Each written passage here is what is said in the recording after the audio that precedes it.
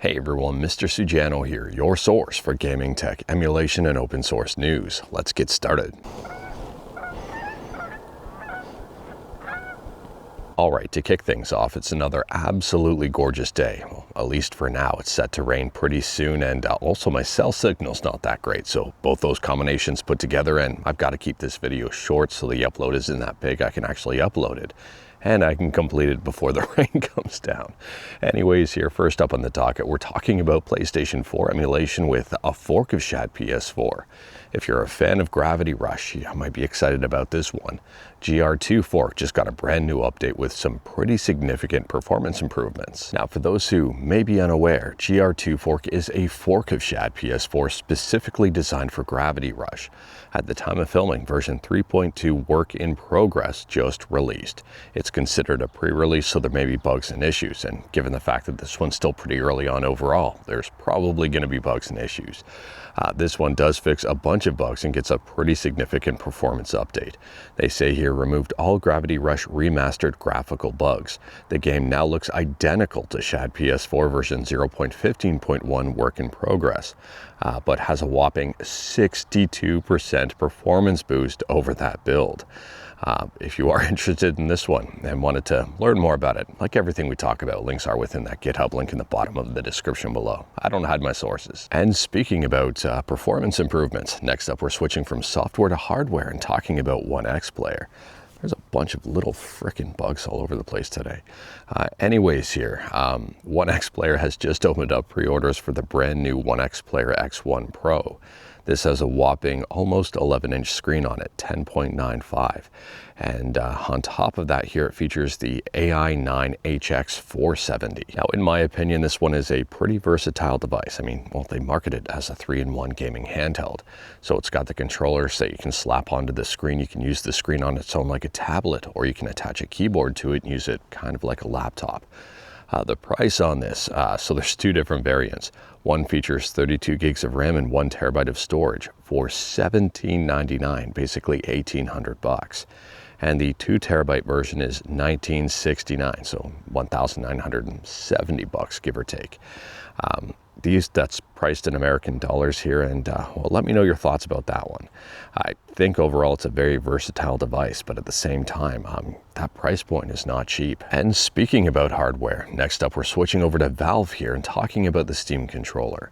Now, we talked about this one in yesterday's video where someone accidentally placed a metal watch band on the puck for the Steam controller. And as a result of that, it short-circuited the puck. There's a little bit of melting here, and there was a lot of social media coverage of it. Anyways, it does seem that Valve is currently investigating. However, at the same time, if I'm not mistaken here, it's in the manual to not do this. So I am curious to see what happens moving forward here, if there's a design change on the Steam controller as a result, or what. I mean, those pins are exposed. It does have a magnet in it, and well, exposed pins plus a magnet plus a metal item may result in a bit of a problem. Anyways, here, let me know your thoughts on this one, and if you've got a Steam controller, if you're one of the lucky ones to have one, have you experienced anything like this? And continuing to talk about Valve, next up we're talking about potentially Steam machines or Steam frames or maybe even Steam decks. We don't know yet. But people have been watching shipping logs here, and it appears that Valve has shipped even more gaming consoles into the States. And unfortunately, we don't know the details. There's a whole lot of speculation that it's going to be the Steam frame or the Steam machine. But there is an outside chance that this container full of game consoles are Steam decks. So obviously with this shipment, especially considering it's not the first, rumors are heating up even more about the Steam machine and Steam frame. I mean, we don't even know the release date or pricing for these things, and I'm hoping we find out more information soon. To me, it's super weird that we don't know any of this information yet, but Valve is pushing forward with both consoles, and they've just recently released the Steam controller. Let me know your thoughts. And speaking about not having a price and continuing to talk about Steam, next up we're talking about a free game on Steam. In yesterday's video, if you missed it, we talked about Car Mechanic Simulator 2018 being free on Steam. We also talked about Tomb Raider 1-3 Remastered being free on GOG. Anyways, on Steam here, Warhammer 40k Gladius Relics of War is currently 100% free. If you are interested and want to learn more about it, like everything we talk about, you know where the links are. And speaking about games, next up we're talking about Final Fantasy VII Rebirth. And holy smokes, so if you're interested in Final Fantasy VII Rebirth here, the preload is live on Xbox. And it's being reported that the preload is 169.36 gigabytes.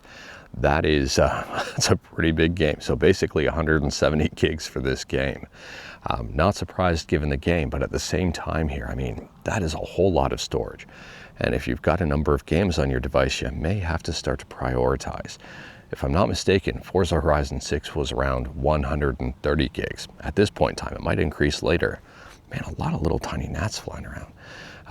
Anyways, let me know your thoughts on this one.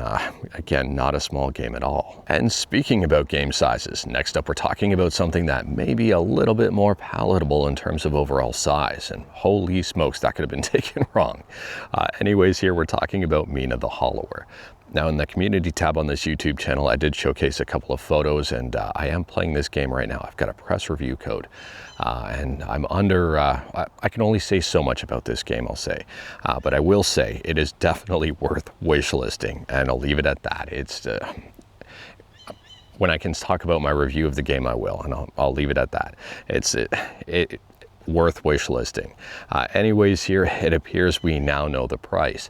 The price of this game is only going to be $20, $19.99 to be specific. And on top of that, the size of this game is less than 1 gigabyte. It's less than 900 megabytes. And to me, that is a recipe for success. So this is a public quote from Yacht Club Games, and they say here, and this is being reported in a bunch of different areas, "We priced it to sell. We want to move a lot of copies. We considered that we could probably sell it for more, but we thought that people are feeling squeezed financially right now, and there are also a billion other great games out there. So we wanted Mina to feel like an instant purchase." And I would agree with them. That is a really good strategy. So again, I would highly advise wishlisting this thing. I'm not being paid to say that. It's just based on my preview experiences. How about that? Realistically, I will neither confirm nor deny if someone were to ask me the question, is this game better than Shovel Knight? And speaking about Shovel Knight, on a quick side note here, Shovel Knight Treasure Trove on Steam is currently 52% off. And it's got an overwhelmingly positive review score. And speaking about reviews of things, someone asked me yesterday what kind of tree that was, and it's a lilac tree. It's beautiful. It's in season right now for blooming. And there's a whole bunch of them where I'm currently at. And speaking about games with a retro aesthetic, next up here we're talking about a couple of homebrew games that are demakes that look pretty cool. So Time Extension has you covered for more information on this one if you are interested. Again, you know where the links are. They've got an article here titled Castlevania Symphony of the Night and Animal Crossing Get Miniaturized for the Game Boy Color. So the person behind these demakes is Richter Wilker, and they've got an itch.io, and maybe it's worth checking out if something like this is up your alley. I mean, games like Mina the Hollower, Shovel Knight, and well, these kind of demakes are right up my alley, and maybe they're up yours. Next up, we're switching to games that arguably have a little bit more of a budget, and we're talking about Mafia the Old Country and Lego Batman Legacy of the Dark Knight.